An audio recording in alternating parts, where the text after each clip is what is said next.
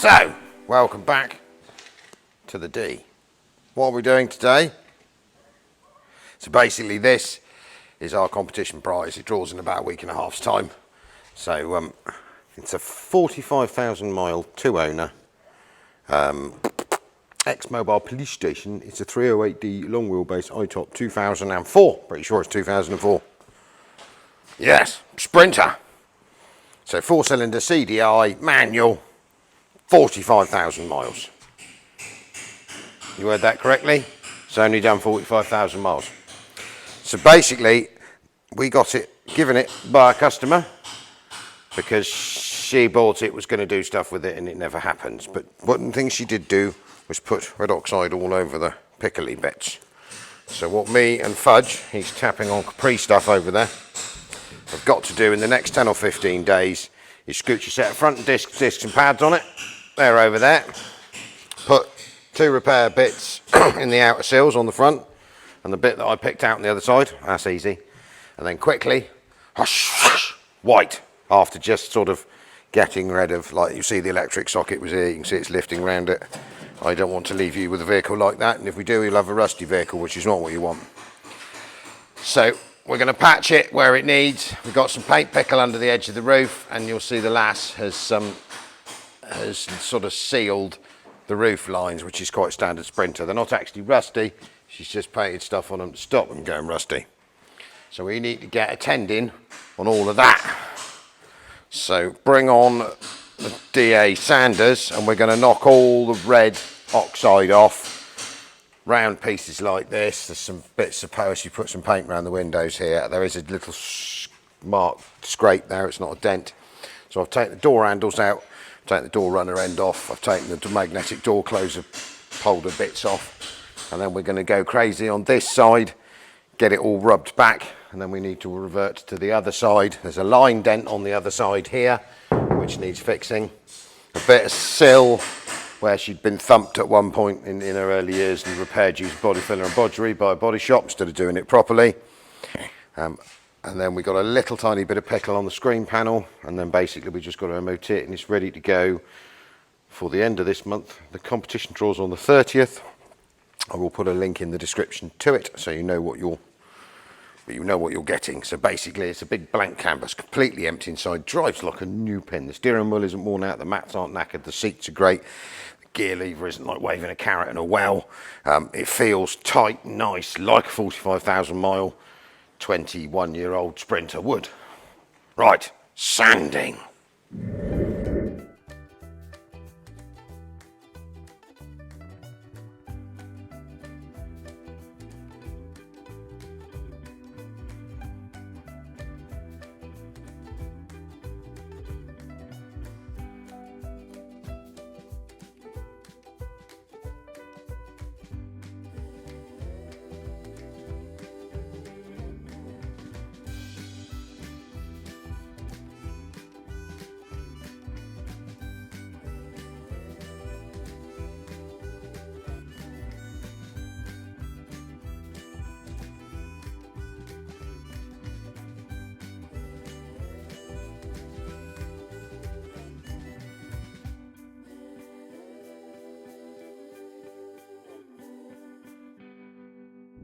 Right, after that immensely exciting piece of time lapse of me knocking all this off, so we have rust cured it. This is paint overable rust cure. Fudgy's, I've stolen it. He sat there drinking tea. So we have a shallow dent there and there, so I'm going to get the stud puller out in a minute. I have quickly bashed this one out off camera, and we have a big dinger in the wing there. Now I was considering I'll try and pull it quickly, stud pull it. If it don't come, just pop the wing off, bash that out. We have this slightly rusty, it's rotted around the side light hole, or the side marker hole there. I ain't leaving it like that. You can't see it once the lamp's on, but that's not my way of doing things. No. So that bit I'm going to cut out, put a new piece in, and then you'll see me keep chasing out. So you get stone chips on these Sprinter, and this is a tiny little thing, and then chase it out, and you've got like an oak tree of rust behind it. So we've done all those. We've pulled the 240 volt plug that was in the side.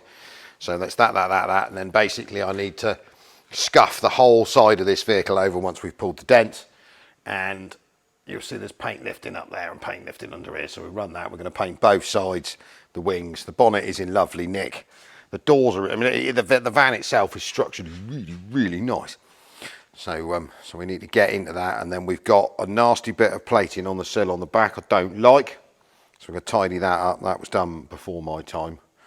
And then there's a tiny little hole that it failed an MOT on the front that's like that big. It's a bit OTT, so we need to fix that. Make it look beautiful. So if you haven't bought a ticket, it ends on the 30th. This will probably be one of the lowest mileage, nicest long wheelbase iTop 308D sprinters around. And they are a good thing. So if this one goes well, we've got lots more sprinters, haven't we, Fudge? Yes, we have. I mean, we won't need to go and find any competition sprinter stock. So I was thinking, this is the thing in my mind. So the competitions are going reasonably well. I mean, this wagon so far has sold 187 tickets, which is nothing massive, admittedly. So we're going to try and push them a bit harder. We have a Sprinter recovery truck sat over there. We do have my recently returned from France 310. I have got the English registration number for it.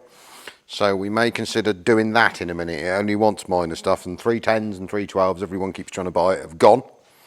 We have a Rolls Royce, one of these, out the back, a van. Yes. Yeah, we've got an LT35, a lovely LT35 chassis cab that I am going to put, and I've got a really nice aluminium drop side body out there. Mm-hmm. So I'm going to put that all together because we made it originally for the Cranbourne bench hire as a spare, and then it came back again. So it's low mileage, doesn't actually for once need any bodywork or any structural welding. Just needs body putting on it. So that one's a come in. So if the commercials start doing a bit better, we'll do some more commercials. But it does involve you lot buying tickets. So we're going to try and push it a bit harder and make sure that we're in time so we don't keep getting behind. And then I also have a plan to do some more rolling restoration type competition projects. Yes. Where instead of having it all repainted shiny and beautiful, we are going to make them roadworthy and MOT'd, so that then the ticket costs are cheaper. We did it with a Clio, even though I think that we actually spent all the money we got on the Clio doing the Clio. Yeah, it was fine. But by the time we paid time to drive to Scotland and back, but we have found a transport firm that run between Devon and Scotland with a big car transporter every week, so that will make our lives a bit easier if the delivery thing goes north of the border. So I've got to do some projects that are drivable, yes, that aren't mint, are going to need work, but that's fine. That's part of classic car ownership, isn't it? Or retro car ownership. And then we're going to do a few more vans. We'll also do a Daihatsu Feroza, I reckon. I think the Feroza can go competition. And we're going to try and clear the decks down a bit and concentrate on competition prizes. yes. Yes. Yeah, and see if we can keep our living going by doing stuff like that. Because I mean, currently sat here at the moment, this is the list. We have a Yugo 45. Yes. We've got a Mark II Renault 5. Yep. Yep. We've got a Peugeot 306, real nice one. I mean, it wants a bit doing to it, but we'll get MOT'd. It's got an annoying flashy gearbox light that flashes on and off.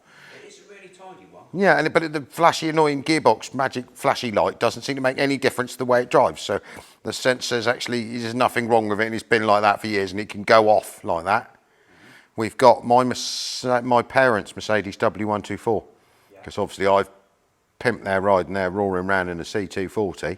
It's not a bad old car, wants a couple of wings and a bit of love. We do a couple of wings and a bit of love. It won't be a minter, but that could go as competition prize. It's all down to you guys. You might need to stick a microphone on in a minute. Well, it's on charge in there. So yeah. So it's by my beaten to death aging snap-on toolbox. So we got a W124 sat out there, and we haven't done a 124 yet. We've got a 240 V6 to W202 estate sat out there. It wants a little bit doing, like it could do with the headlining. Would you rather we did the ticket prices cheaper? I mean, it's MOT'd, it could go. I mean, literally it could go. So instead of trying to make a minty or silly, we could just roar some competition prizes out that were projects, and people could, you've got a microphone. Bonjour. Bonjour. That people can have as a daily or a user, and then do the bits of work on that, and it would mean we could shift through some stuff fast enough. We've got our Proton jumbuck that we've got to try and straighten up. Yes, we've got to get some bits for it, haven't we? We've got to buy the two world's most expensive headlights. Yeah. Yeah, and the head gasket that Matey fitted recently is rubbish. Yes. Yeah, so apparently head gaskets for Proton 1.5 petrol engines quite hard to get hold of. Oh. Oh. Yeah, don't quite know what we're going to do with that. We'll consider that. We'll get there. We'll get there. We've got Peugeot 309. I mean, she's a rattler. Yep. Yeah, that's going to be very much a MOT-able rattler. Yeah. Because that ain't no mint show pony like the first 309 that No, lovely it's Linda not. and Anya It's not have like got. Linda's one, is it? No, it's not like Linda's one, but it deserves to live on. So I think Yeah. we'll do the back axle, do the structural welding, make it the best. Well, not the best. We're not painting it. We're not pissing. We're going to make it structurally sound and MOT'd. and MOT'd. So that can come on in a minute. Yeah, it's got a few little dings here and there, but I think that's nothing, part of it. nothing Something major. about the great 2CV meeting across the front of the bonnet and on the back. Yeah. So I think that's probably That's the way to go, right? the way to go. And then and I have been offered all sorts of other stuff that could just come in and go out quickly. So no complete resprays, repaints, rebuilds. Projects. Rolling So, restos. rolling restos. So basically, yeah, don't expect a new one because it ain't a new one. Don't expect a fully restored one. No. But yeah, something that's something people can faff around with, can they? Exactly. Right, Exactly. I am going to now, I have put this paint overable and I'm going to skim, because I've gouted all like, because it's got some little pitted bits, so I've unpitted it as best I can using 80 grit and a wire wheel. Yeah. And then I'm going to skim over the top, because that anti-rust cures the rust and kills it dead. It kills it dead. So I'm Stops it dead. going to put skimmer filler over, otherwise you can feel the Yeah. rust pits and it won't come, so that'll stop that coming back through. And then I'm going to decide, I'm going to get my stud pulling device out, try and pull that dinger out a bit. Someone's clobbered it here. Yeah. Bloody policeman. Bloody policeman. Bloody policeman. You would have thought they'd advanced driver training, they wouldn't have been doing things like that, would they? No. And then that one. That's quite, That's quite a dinger. That's I quite mean, a if I can get that out with a stud welder, I'll be doing well. Otherwise, I will spend the 10 minutes and take the wing off. yeah. Or I can hit it from the inside, or vice versa, use one of the 15 straight wings that I've got Just up there. take it off and put another one on. Put another one on, yeah. That's just, yeah. Third time lucky. Third time lucky. Third time lucky. So flat phone, Flat phone. failure of microphones. Yep. Yeah, we're doing well. So as we were saying a minute ago, possibility of changing the wing. Yep. It's bloody raining. It is raining. Mind you, we do need it. Possibly that'll stop the dust blowing around. Yes. So anyway, yes, that was planned. We may do some more rolling restoration. Get a few more competitions through. We can still do some big posh stuff if we can, but we can also do. So we've got more sprinters than a man would ever need. We've got more random 1980s cars that a man's bought that are parked everywhere. We've got some random 1980s four-wheel drives, some 90s four-wheel drives. We've got stuff everywhere. Lots of stuff. Yeah. And then Lots we're of going to have an eBay, bit of an eBay spree. Yeah. Even though I don't like paying them all that commission. No. I can't be dealing with Facebook idiot place. No. It's no. just It's too full much. of Full of idiots. yes. Yeah, just don't. I had a message the other week, so I've got a Mark II Golf wing on. Have you got the other side? No, that's why I've got a driver's passenger side one advertised, driver's side one advertised, and not a passenger side one. Well, are you sure you haven't? Yeah. Well, didn't you buy a pair? No, I fucking didn't, did I? Excuse me language. What? Go away, you... Is it a genuine original? Well, you don't want it anyway, it's the wrong side. Well, I don't know, it's a wing, isn't it? It's new? Yes. Where'd you get it from? It's 25 years old, isn't it? It came with a car. It came in a car. Yeah. Yeah. It's not the right car, but it came with a car. I don't know where they come from. I mean, honestly, I mean, they're not all idiots, I know, but most of them are. Right. Skimming. You're skimming. I'm going to skim that, so that's done for the morning, and then I can continue on, because there's a whole other side, like this side, the other side. Unbelievably. It's not like this. I've got a bit of welding to do. Yeah. And those bits, I need to find the MOT failure for this, which was, then cut that. I'm going to go and saw that lump out of another one. Yes. Yes. It's a good thing of having lots of dead sprinters, because It is. I don't know why it's gone rusty there, but it has. No, it's a mystery. It's a mystery. Right, onward. Onwards. Onward.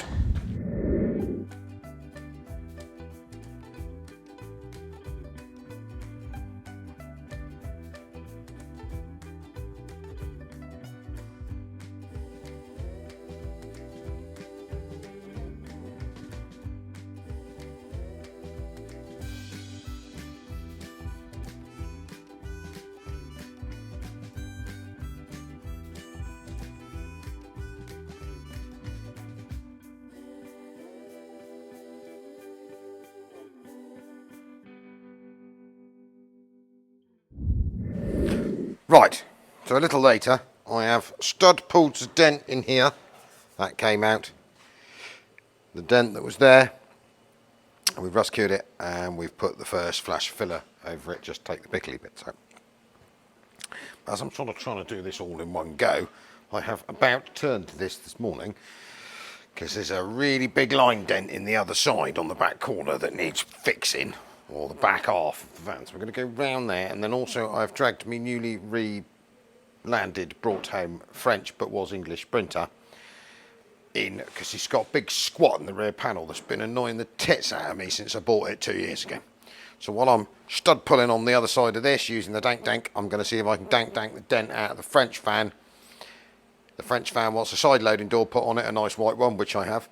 The bottom of the back doors is a bit cack, so I've got 2 really good ones. I'm going to put them on there, and there is a patch stuck on the bottom of the driver's door. So we'll put a driver's door on it. That's probably more than the van's worth, because a set of iTop lovely rear doors is about 800 quid. Second hand, a good driver's door is 250 quid, and a good side loading door makes about 400 or 500 pounds. So we're doubled the price of it. So everyone keeps trying to buy it, but I haven't quite made my mind up. I do know it's British registration number, and I have got all the service history in the office in there for it, so we may transfer it back over, apply for a logbook, put her for an MOT. She's S-Reg. And then we'll have to do some stuff, because at the moment it's recording kilometres on the dashboard, so we'll have to try and transfer it back to miles, but that's all part of it. But so de-dent this, de-dent that. Right, so to the other side you'll see we have, I've scraped it off, a big, you can see the dent in it, see all the line where someone's run down the side of it. So we've got this to cure. We'll have to get all this paint out before we stud pull it, because we're going to need to try and get air and tap that out. It's a bit stretched there, so it will probably need pulling out then shrinking. We had that bit there, which we have rust cured. And then basically we have this bit here, which you'll have seen in a previous episode, was lovely. Apart from the fact that someone had dented it years ago when it was fairly new, and then filled it full of filler. So we won't be letting it out the door like that. So we need to sort that, the bits of pickle, where the paint's starting to lift off, and then there's a little dent here that wants to come back out, so it's beautiful. So then we need to go and have a look at my French van, because while I'm going to be pulling on this, I'm going to get dinking on this one as well.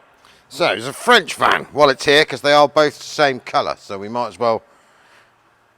So this bit here I did not like.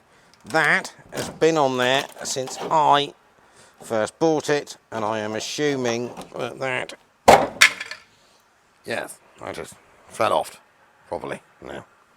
So someone, bless previous owner, has just made up some tin patches and stuck them on with Sikaflex.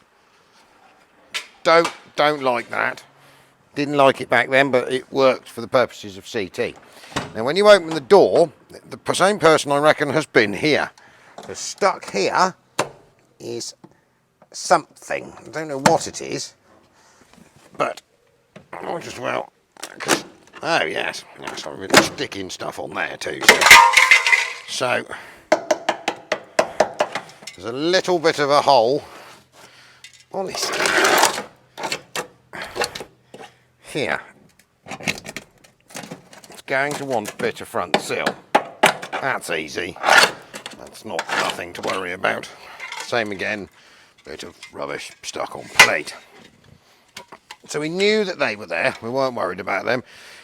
This has survived straighter and better than most sprinters in a damp climate. So door I have, we're going to swap that over. That piece of sill I have, so we'll quickly weld one of those in there. There's no mad rush because this thing is legal, even though it's now got a big hole in it. And then we're going to go this bit back here. And then we come to this bit here, which is nice and structurally sound, but has a big scrape in it. Don't like that either. I mean, all the rest of it here is lovely. Yep, all good, nice and solid, dry climate, or dryish climate. So basically, what we're going to do is we're going to grind that off and see if we can get that back out where it's supposed to be. And then we can put just some primer on that to hold it for a minute. We'll swap the door out, and then we'll quickly, whilst welding this one up here, which has got bits to do, we'll do this one. And then there are, I mean, as you'll see, the rest of her is really, really nice and straight. So once that bit's repaired, we can do a bit of white flash paint over here. There are a few little bits there and there. We might just go and polish the rest of the van up to match, and it will look pucker. Could do with the steering wheel has degraded, but I have another one, and the man had a dog. Previous fella who had it forever, so the seats are a bit nosed. So we need. I've got seats. I'll put some better seats in it. I'm going to put some sun bleached door cards so she looks nice and fresh, because I've got a set of those tucked away in my hoard, because these ones are white when they are really supposed to be blue. We'll upgrade the seats a bit for some other ones that I've got. Door, repair sill, could do with a cut paint on the wheels. There's a couple of other little bits, because you remember me a couple of years ago just sort of dampening the rust down. I do remember having to do a hole in a sill somewhere here using some body fillers, but now we're back in England and we have the correct tools. We'll sort that while we're at it, and then probably put this on British number plates, and once it's really nice and tidy, then we can MOT it, and it can either go as a competition prize, or it might just get sold, or I might end up hoarding it. But I don't need it, because I've got a green one of these, another white one of these, and about 30 other ones of these, so don't need another van. Right.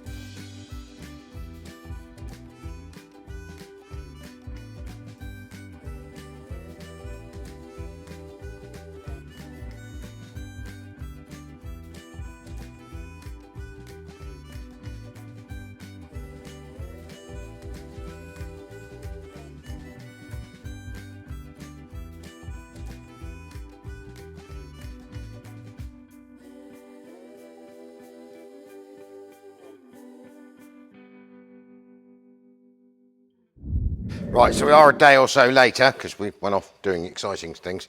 Well, not this isn't exciting, but we do some other work. This dent pretty much came out. Now, you will always end up with a degree of little diddly dinks. This is white primer. I'm going to quickly sand that over. Not now, because I'm not doing it now. Basically, and then skim this. So the dent here came out, the dent here came out, and then we'll skim this bit. I've put the van on the Hetras because I need to deal with that piece of sill that we found that we didn't like, and then next week we'll be painting. I've had to order a panel for this side, so I'll wait for that to turn up, but hopefully it's in this country, so it shouldn't take too long, because we didn't have that bit that size that I wanted. And I'll show you the de-dented bit on the other truck, which I'm halfway through too. So you'll have seen I found a much better door. Found that on. It's a little tiny bit of paintwork on the bottom, but it's not rusty. And this came out pretty well. Now, it's got its first coat filler, and we're just sort of slightly shaping it. We got rid of most of the dent. You'll see I've marked a line through, because they have a swage line on a Sprinter just here. So you need to recreate that, obviously, because it got a bit mullered when someone rubbed it up against a post. So basically, another skimmer filler, bit more shaping, dent gone, door better, change door cards. We'll pop around the other side. I have found a better side loading door. Does need some paint, but then we need to paint this anyway, so, and then I've got that panel there to put in. But we might be off on another totally random adventure now, because I've just spotted something on Facebook Marketplace I think I really need. So so I'll give Simon a buzz, and we are going to disappear off to Swindon in a minute and go and grab yet another Mercedes with some cool stuff on it that I definitely need. So while we wait for Simon to arrive, you will see we're going to take this. So I filled it full of tools, jacks, bits, bobs, software stuff, spare parts that we may need to because we're going to have to drag one's new acquisition back because apparently it don't go. Can't believe that, and it's quite heavy. So we haven't currently got a big enough lorry to put it on. But I did chuck this on. So the original door was all beat to death down here. Because you can see there's a little squatter where someone crashed into something there. I'm going to pull that back out when we get 5 minutes. But this door actually is amazingly structurally sound and good. Just it had some bits of paint pickle. I've hoarded that for about 6 years. So that's on there. It shuts quite nicely. And we'll sand that and blow that in white because we've got a little mark there. A little mark here. And then someone has done the back in bit up here on this pillar. That's easy enough to get out, and then basically that will make the little 310 mint and a really good van. Now we have had a load of people keep trying to buy it. I'm not sure what to do with it, whether one of the people live in France so they want it French registered, or whether to competition price. I don't know, it's confusing. Anyway, what I'm going to do to make myself feel better is roar off and go and buy something else.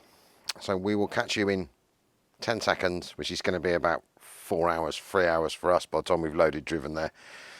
And I'm going to put a photograph in now of the listing on Facebook Marketplace I found yesterday evening that I decided I really needed and got a bit bigger than I was expecting it to be.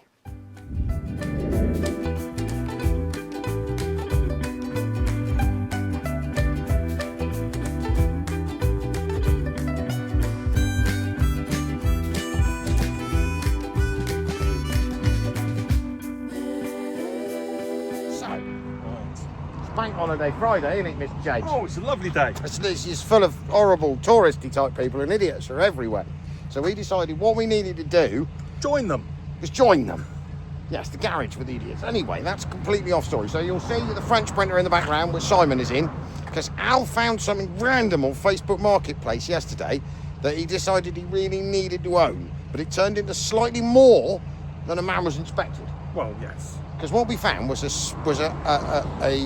underlift, spec lift, advertised for a 4.6 tonne medium wheelbase Sprinter, with a picture of an underlift or spec lift coming out the back, the van type one, not the big swan neck one. Quite a nice thing, 500 quid, thought. Messaged the man, and then messaged the man, he's Bulgarian, lovely fella, Yeah, nice, and said, nice man. what are you doing with the rest of the van? He said, you can have it if you want to buy it. So anyway, so what we ended up with, as we're on our way back from Swindon, is this. Now this was a non-running, non-working 416 spec lift truck. So from something Monderson, it's quite a nice thing. It's a bit rusty, but we're going to turn the camera around now and we'll show you what's going on about. Right, so around this side. So basically, that was what we saw a photograph of on Facebook Idiot Place, wasn't it? Yes. So I sent it to you and said, that looks like a useful thing. I've got a van that would fit on. But actually, it was still fitted to a van. So this is a 2003, I think, isn't it? Yeah, 2003. Slightly scruffy, but not bad. Mercedes Sprinter, medium wheelbase, high-top, 416 CDI.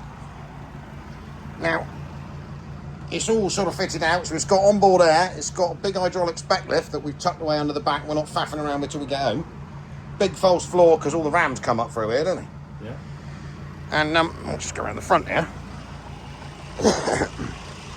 Now, he did say it was a non-runner and he couldn't figure out why it didn't go. Well, it goes now. Well, yeah, it's got rail pressure issues. Basically, the injectors are leaking off so badly that it won't crank start. You have to hit it with sniff, and then if you let it down idle really fast, it loses all its rail pressure and stops. And the turbo variator, she's died. So it's a bit unturbocharged, but it was easier than towing it home, wasn't it? Oh, a lot easier. Because it's a bit heavy. So basically what we're doing now, it could do with a wash, but luckily enough, being a registered recovery vehicle, which it is on the logbook, it does say recovery, specialist recovery vehicle. Oh, that's right. So technically, it's almost MOT exempt. Almost. By the old rules that we're... So we have taxed it, insured it, it's legal. Surely they wouldn't let you tax it if it wasn't. No, they wouldn't let you tax it if it wasn't, because it came from Sam Kings of Saxmundham, which is in Saxmundham, which is in Suffolk. Obviously, we're not in Suffolk. They got rid of it years ago, but it's actually Via the sills are a bit cack, but we're good at that. Not in bad nick. It's even got a good screen panel, and it's only done 89,000 kilometres, which for one of these is a nothing. How's the lucky windows? I've got air conditioning. Oh, it's got aircon. It's got air, and it works. It's got electric windows. So it's got electric central locking, remote central locking. Best of all, it's got cup holders. Well, I had to find that because that was free floating behind the seat. It's still got one. It's actually, it can't have. It has. Got cruise control. No, it's got all the vent bits. Oh, they're all there. That never happens. Yeah, no, it hasn't got cruise control, but I have got the cruise control stalk if needed. Oh. So, let me turn this camera back. So what we thought we'd do, we would have sort of brought you along in the beginning, but we dragged this out with a bar and then got it going and then scarpered, obviously.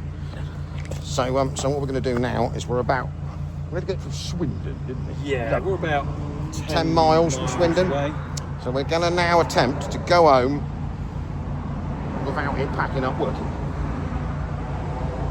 It should do it. It should do it. It's a Sprinter. Yeah, well, we've had to purchase coolant because we didn't have enough of that. I'll put some power steering fluid in it. It's much nicer. Hang on, was it Evian or Buxton coolant? Buxton. Oh, that's okay. Buxton. That was the cheaper option in the shop. There wasn't any just water. Oh. So it's got posh Buxton. So I think that would be quite a good tool. So we're going to set you up in the cab, and then we're on a bank holiday weekend going for gold because we have all the brakes, the lights, and everything. So basically, what we've got to do is try and keep it functioning for about another 55 miles until we get home. Which could be minorly exciting. I mean, the issues are... What are the issues? Alternator, clutch pulley, she's not very good. It was slipping completely until it melted a minute ago and seized up. So that's brilliant. That's now driving an alternator. Obviously, the fact that if you let it tick over, if you just drop your foot off the pedal, it stops, which can be a bit technical for traffic jams. And then once it's stopped, most of the time it won't start again. So, got to be a bit wary of that. There are obviously holidaying idiots everywhere. But apart from that, I think we've got the coolant now. We've got power steering fluid, which is obviously leaking that somewhere. It's making my life much more pleasant. And the main problem being that we are in 3,000 rev limit. And hang on, I'm wobbly. Bloody camera, go on the fucking better. We're in 3,000 rev limit, and it won't rev above because the turbo radiator is dead. We tried clearing the code, but she's not having it. So basically, at current,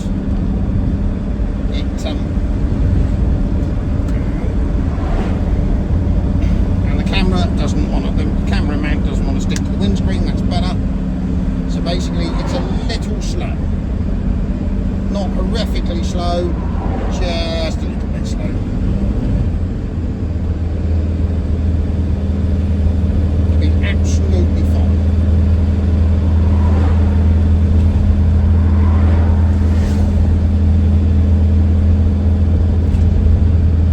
It's doing all sorts of weird shit now. Every single light the dashboard is on, but we will be good.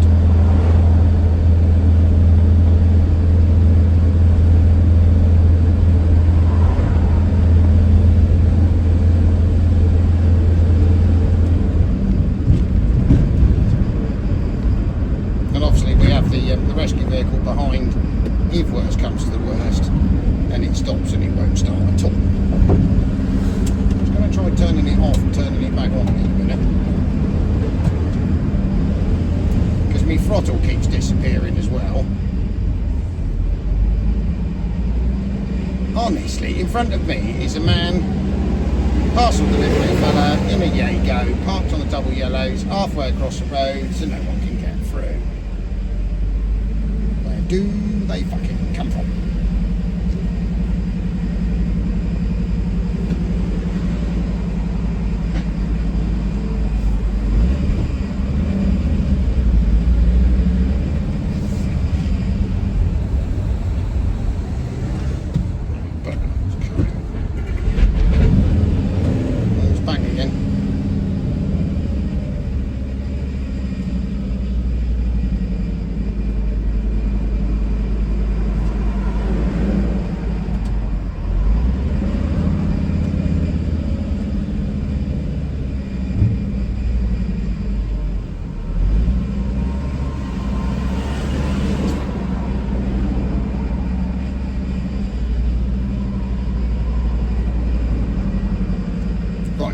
join you in a minute once we've got through the market. Traffic is proving a tad difficult because if you let it take over, it cuts out. And then it was all right a minute ago when we were on a hill, but then we ran out the hill, and then the only way to get it to go again is to run around the front with a can of sniff.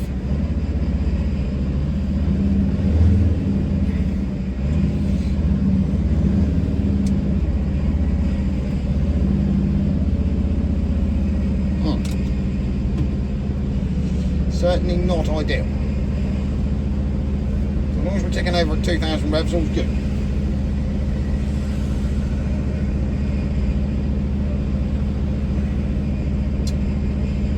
It'll be fine. What's the worst we can cause? A traffic jam?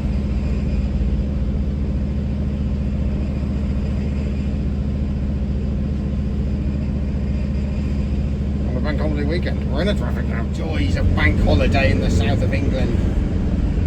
Trying to do Marlborough High Street now without going below 2,000 revs so my truck doesn't stop, which is minorly difficult.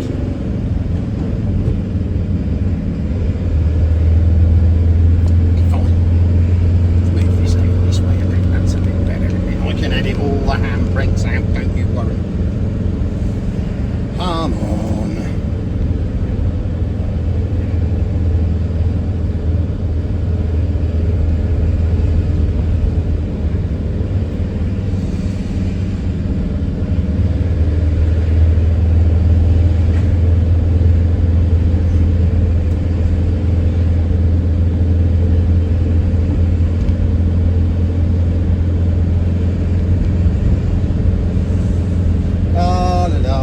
I love my life sometimes. Brilliant, stupid ideas I have. Give me some open road. Oh, roundabouts, technical.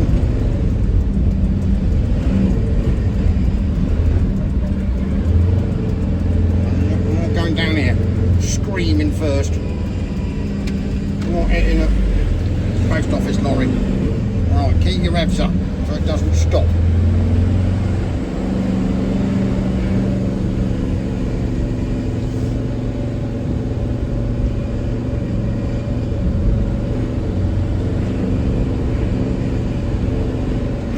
Hopefully we're out of here in a minute. And once we go up this hill out here, we're back onto open road.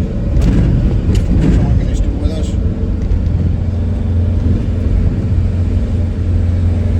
Not a happy girl, are you?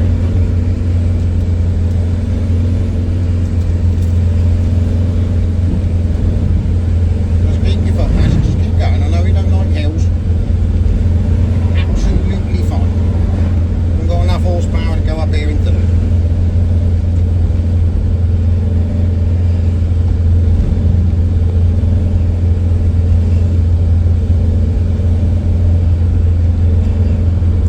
Every warning light on the dashboard now to mankind, but we're still moving. Even slightly jerkily.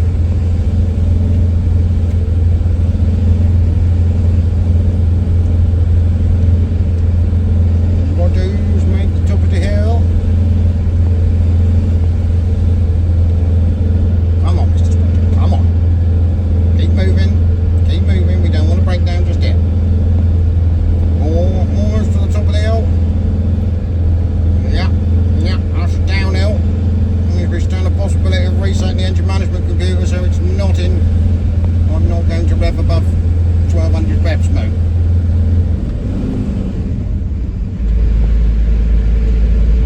Right, we are off.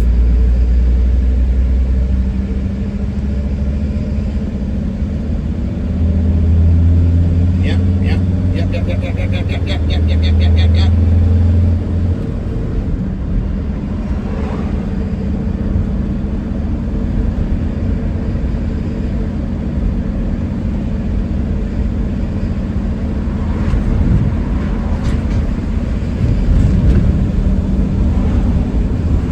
And away we go.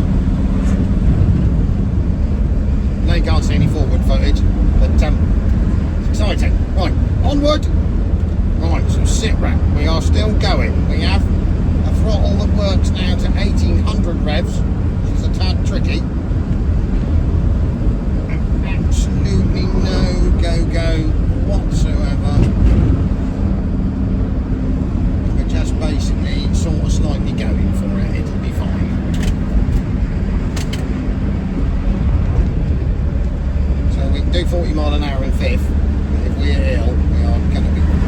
bollocks. May need to stop and pull over in a minute, beat it with a diagnostic machine, try again. Right, so we had to do some pulling over, only because the throttle had decided that it wouldn't do anything more than 1800, 2000 revs, which is making life a tad difficult. So we're going to clear all the codes again, and then hopefully the throttle will play Revy over up to 3 grand, and then once we're at 3 grand, we're off. So we should just keep bumbling on. We'll be back when it breaks down. Right, sit wrap, covered in gook, still going. We let it take over below 1500 revs, she gives up, and it won't rev above 1800 or 2000 revs, which is making. We got across the A303 at Amesbury. We're now in a traffic queue at Amesbury, and 40 mile an hour in 45 in 5th is absolutely all I've got, but I can't rev up. So basically I have to sort of, hills are an issue. I think Simon's taking most of the grief behind, because all of the other people think it's him, haven't realised it's me. Come on, slow people, move. How did you manage that? Honestly, where did these dickheads come from? What is it with English drivers? You go on a bank holiday weekend and then lose your ability to drive a car.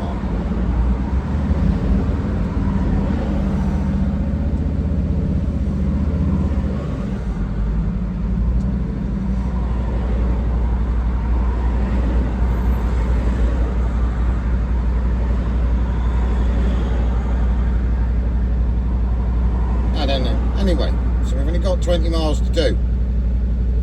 I'll get through central Salisbury, because I don't think we're doing Snakey, because I've got no horsepower and I don't think it will go up there. Right, we're still rolling. This is getting very exciting. Got centre of Sol. We managed to make it up Snakey, which is fairly self-explanatory, but it's just a big hill between Salisbury and Wilton to avoid going through rush hour traffic in Salisbury. So at current we are doing Wilton Hill. It stops Wilton roundabout in the middle of rush hour traffic, wouldn't start again. So we just caused a minor traffic jam, it was absolutely fine. And we are back at the 2000 rev limit, so it'll be a slow old trip up this hill, but we're still rolling.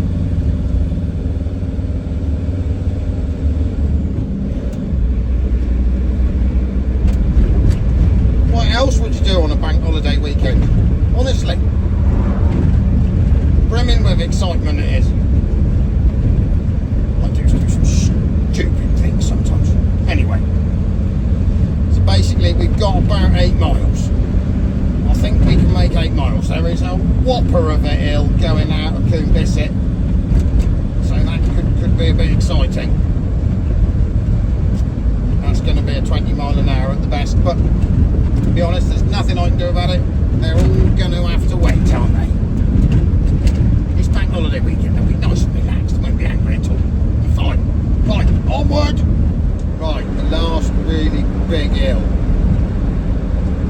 This could be quite exciting. So current is revving at 2100 revs, which is a bit better than 1800 revs. And we've got absolutely no power. But on the upside, we are stuck behind the skip box. Feeling that as a minor upside. Possibly. It's not much of an upside, but it is an upside. So I can get going as fast as is humanly possible at 2100 revs in 5th at this hill, and then work the change down to around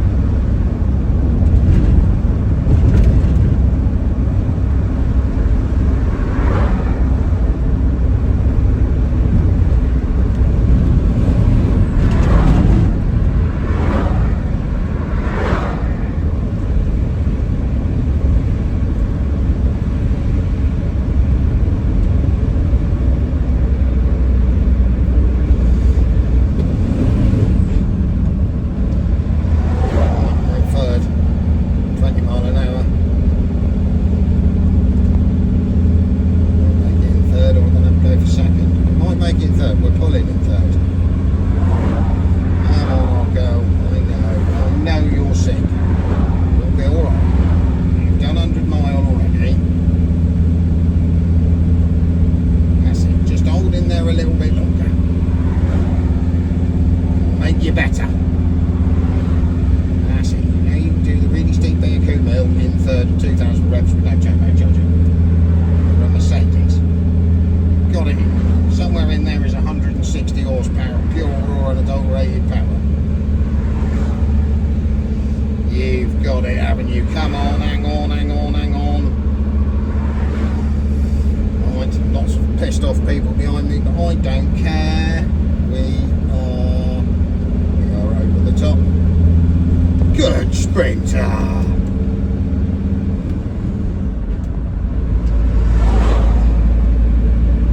Unbelievably, we haven't used any fuel on the way home.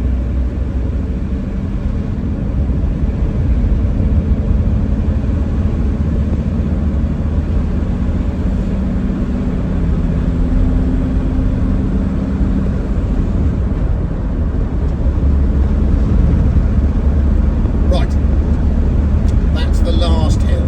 So I'm now going to bumble along a bit and we will see you at the workshop once we finally got back. A few moments later. So, next morning, lunchtime, afternoon, possibly. So we made it back here last night.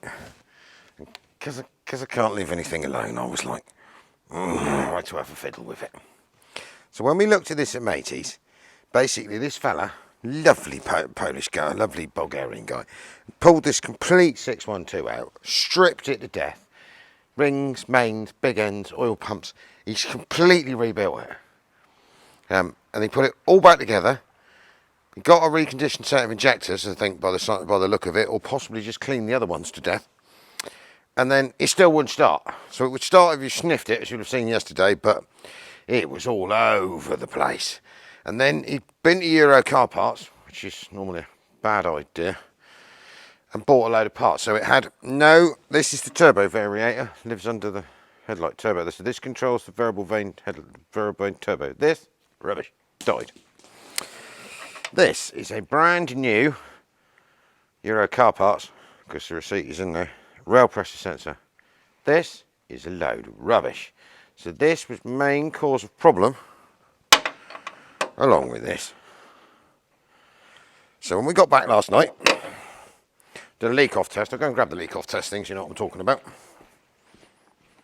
So on a common rail CDI diesel, obviously, you have, this is 5 cylinders, so you have 5 of these injectors, and on the top is the return to tank. So basically, you've got in here, let's move that sideways slightly without dropping it, bolted here on a Sprinter, 611, 612, 613, where basically is a big high pressure fuel pump. Now all that fuel pump does is there's a lift pump here, high pressure fuel pump below. So the lift pump drags fuel from the tank and then supplies it to the high pressure pump below, and the high pressure pump highly pressurizes it, throws it at this fuel rail here, which is common, hence the common rail, because all 5 injectors run off of a common fuel rail. So at this fuel rail, to start the truck, as far, I think you need 185 of the bars. So basically 15 psi to a bar.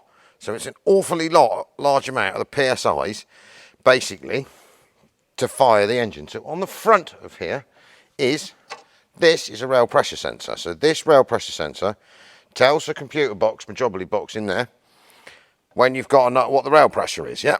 So this needs to read 185 bar before it'll tell the computer that we have got enough fuel pressure to turn these on.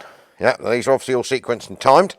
So this is the control head. There's a little electronic valve on top of an injector that makes it go because it'll have 200 bar, obviously, when it's turning over, pressured it here, and it'll have over 1,000, 1,200 bar when it's running. Because on the other end of the fuel rail is a fuel quantity adjuster that keeps the rail pressure at sensible in the common rail. Are you getting this?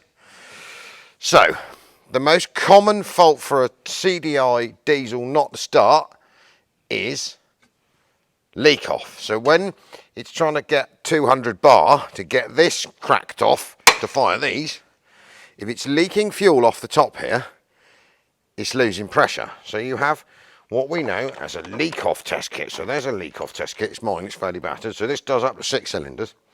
And what you do is you remove the pipe that leaks off back to the tank, the return rail, clamp it off, pull the little bits out, and then basically what you can do, so like you want to start, this would have been number 1, these clip in here, and then you can wang your vehicle over to death and see if you get any fuel leaching off before it started. And you can also do it with it running as well. So if you think you've got a bit of a leak off problem, the idea with these is you've got these little pots, you empty them, so once it's running, if one of the injectors is leaking a load more fuel off noticeably than the others, or one when you're trying to crank start it and it won't start, like this was, is filling one of these pots up, you've got a problem. So this, number 1 injector, is rubbish, and was filling this pot up while you were trying to crank start it, which you shouldn't be doing. So that was dropping the rail pressure, so it couldn't generate the 185 bar it needed to fire. I'm just going to put this away before I drop it, and then bits of stuff go everywhere, even though I could really do with a new one, because the Chinesium is slightly wearing off of this one and it's getting a bit gack. It's going back over here. So basically, quickly last night, 9 o'clock, I didn't video it because it was dark. I pulled number 1 injector. Now I have bucket loads of these injectors. So we fitted replacement injector, new bolt, new washer, cranked at it. Still wouldn't go. If you sniffed it, it would start, because basically it would force it to produce enough rail pressure. So this sensor went, yeah, hey, time to go. And it would run, but it didn't want to tick over or anything. It was as bad as it was. And we were like, what on earth is going on here? So your next thought would be down to, well, supposedly this sensor is new. That would eradicate that, and he did put a new quantity adjuster in the back. So while the quantity adjuster was dumping fuel back through, but you could see on the return here that it wasn't, or the possibility of this high fuel pressure fuel pump here being worn out and it not being able to generate enough fuel pressure on crank to start it. But also this fuel pump here, you won't be able to see, it's brown spanker. And there's a Mercedes receipt for 450 quid in the cab for it. So we went back to data. Now when I plugged this in, I took my Star machine when we first went and looked at this, and the only thing that was slightly strange was we cranked it a bit, and Matey was convinced by that point that it was a computer fault. And sort of sold it to us as the ECU having failed, which is fine because he changed everything else. That when you've brought up the rail pressure with the vehicle not turning over and not running, it said it had 210 bar of pressure, which would be enough to fire it. We assumed that was probably going to be a computer fault or something random, because the rail pressure did not read any sense. I mean, its demand to start, or its full running demand, was 285 bar, and it's claiming it's got 2. Anyway, so we were here last night cranking on it. Wouldn't make any sense, and I thought, you know what? Let's take this Chinese Euro car parts pile of rubbish, pull the plug off, and then basically it went open circuit and the rail pressure came up and sat at 300. We were like, right, so it's obviously registering resistance through this 3-wire plug here. Sat on the side over there was a fuel rail off another one of these engines with a Mercedes sensor in it. I put the Mercedes sensor in, plugged it in, went back to my data on my laptop inside, and it read 0 rail pressure. You were like, that's better. Just go and demonstrate now. So, I mean, this thing is cold. It's been sat here for hours.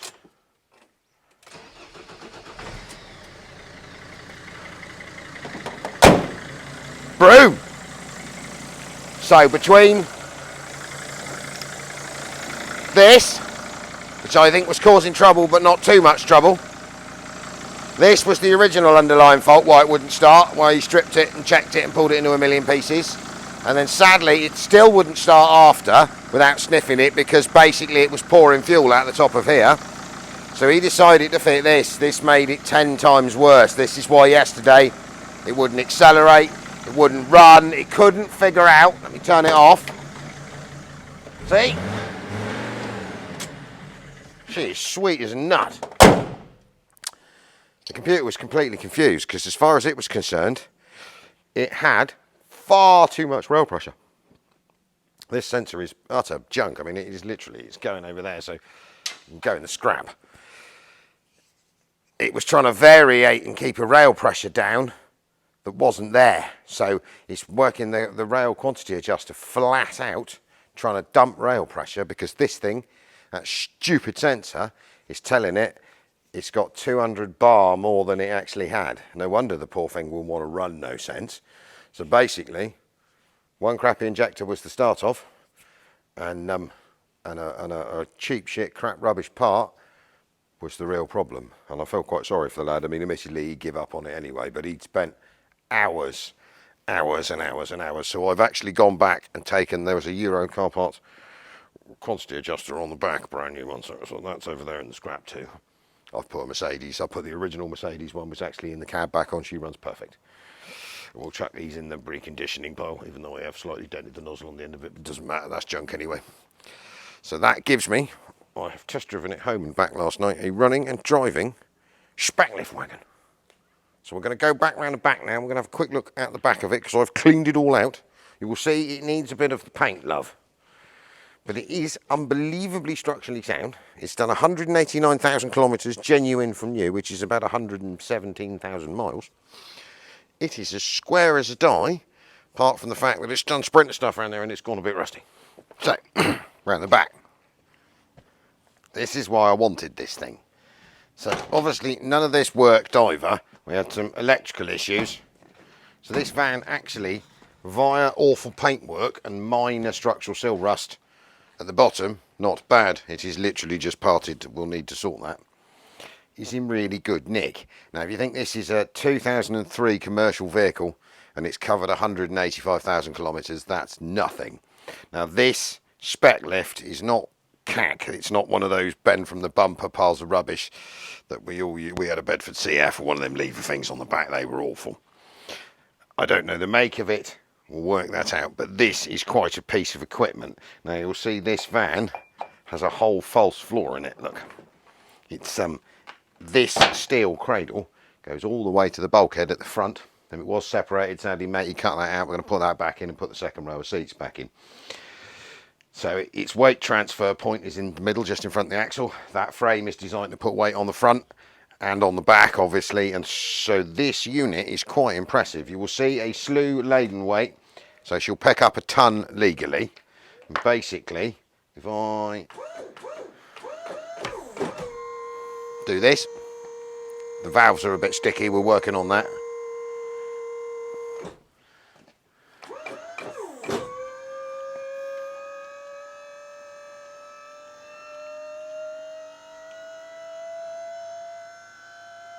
Exciting, this, isn't it?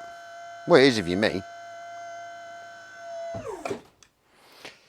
So this is hydraulic spec lift. Now most spec lift wagons, Simon's got an Iveco one, we sold ours a few years ago. And normally like a 6-ton sprayer, well you can't have a 6-ton Sprinter, but a 6-ton Iveco ours was twin cab with a big swan neck spec. So a swan neck is this big extended piece on the back with a big swan's neck bolted in the front up there. Normally on a chassis cab with a built body, and then 2 big lift rounds and a droppable back spec. They're very useful things, but for sort of light duty car moving, driving around, mobile workshop stuff, they aren't really what you want. These are, and they didn't make, there was apparently this company that made these made 5 according to the fella that I bought it off of. So we have some bits to sort. I'm going to need to go and get my hammer to get this pin out because it's bent. The tappy.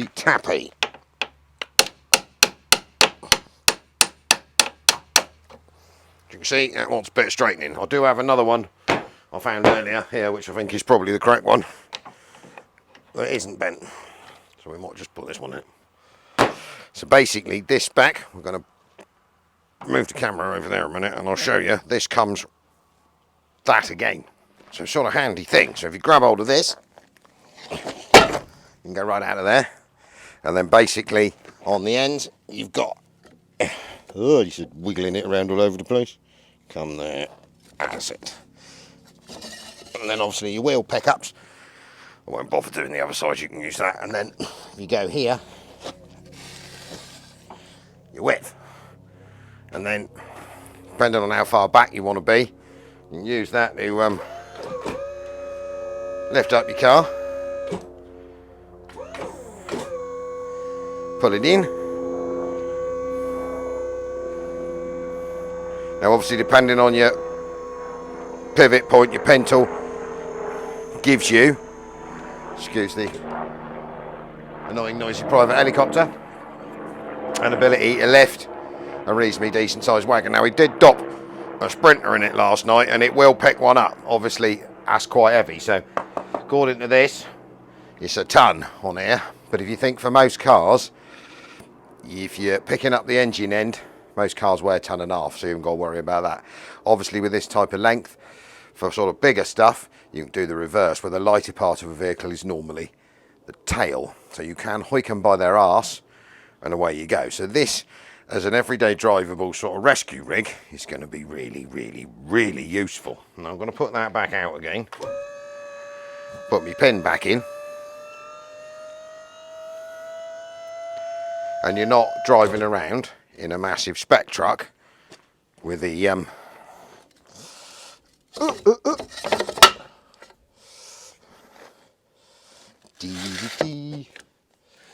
so there, and then push this back in here quickly. Drop the correct pin in that isn't bent. Now all of this will need going through, cleaning and making 110% right. Got to tidy up the electronics, modernise some stuff. So there is a radio remote in there. The remote is missing, but I've got a full load art system for doing in, out and up and down. So I'm going to chuff that on it, so you can work it remotely. There are some work lights and obviously some toolboxes, some bits.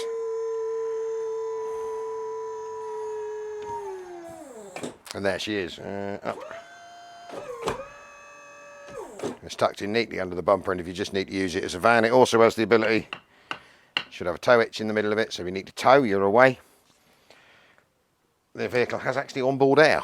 There's a big tank underneath and there's an electric compressor, so that'll be really handy. And we're going to put, as I said a minute ago, we'll put the bulkhead back in it. I'm going to put the second row of seats back in it, take the panelled over piece over in the front. We'll put some toolboxes and some tools in it. And basically, that will be a really useful thing. And then all I've got to do is my favourite thing of sorting the minor structural and turn that off and making it look posh.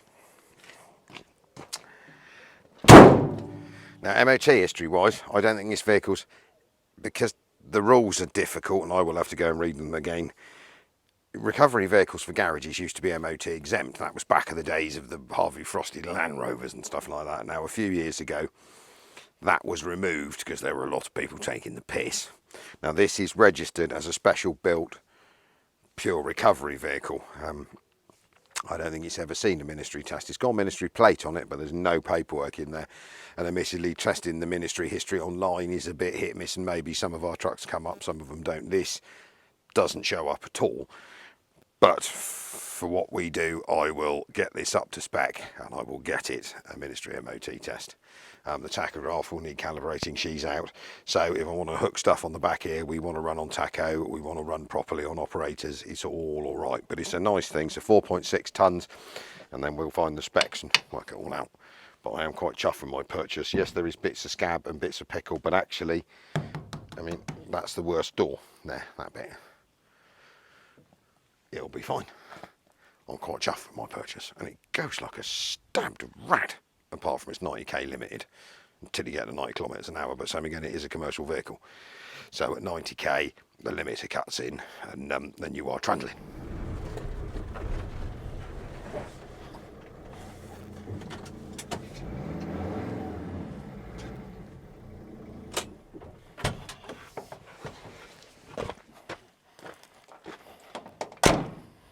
So I'm going to keep testing on this for a few days, work through some of its ills.